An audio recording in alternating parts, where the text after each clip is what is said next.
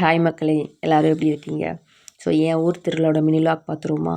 ஊரில் 8 நாள் நோன்பு இருந்து காப்பு கட்டி முளைப்பாரி போட்டு தீர்த்த குடம் பால் குடம் எடுத்து கொண்டாடுறது தான் என் ஊர் திருவிழா. ஸோ இன்றைக்கி வந்து கும்மி அடிக்கிற நாள். நானும் கும்மி அடிக்க கிளம்பி போயிட்டேன். ஏன்னா எனக்கு கும்மி அடிக்கிறது அவ்வளோ பிடிக்கும். ஸோ எனக்கு தெரிஞ்சவங்க தெரியாதவங்க எல்லாருமே அங்கே இருந்தாங்க. அவங்கள பார்த்து பேசிட்டு, அங்கே இருந்த பூசாரி வந்து என் தாத்தா தான். அவரையும் பார்த்து பேசிட்டு, அங்கே இருந்த மாரியம்மா கோயில் கருப்புசாமி கோயிலில் போய் சாமியெல்லாம் கும்பிட்டுட்டு என்னோடய வேண்டுதல்லாம் அதெல்லாம் நடக்கணும்னு சொல்லி மனசார வேண்டிட்டு நானும் கும்மி அடிக்க போயிட்டேன்.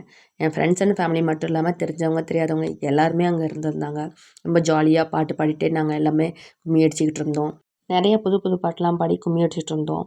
அப்புறம் ஊர் மக்கள் எல்லாம் கோயிலுக்குள்ளேயே உட்காந்துருந்தாங்க. அனௌன்ஸ்மெண்ட்லாம் பண்ணிகிட்டு இருந்தாங்க நாளைக்கு என்ன பண்ணணுன்னு.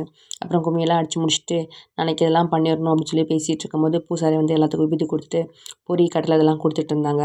அதுக்கப்புறம் ஒரு வீட்டிலேருந்து மட்டும் பலாப்பழம் கொடுத்தாங்க. ஏன் அப்படின்னு தெரில. இந்த டைம் புதுசாக இருந்துச்சு. ஸோ உங்கள் ஊரில் எப்படி செலிப்ரேட் பண்ணுவீங்கன்னு நீங்கள் சொல்லுங்கள்.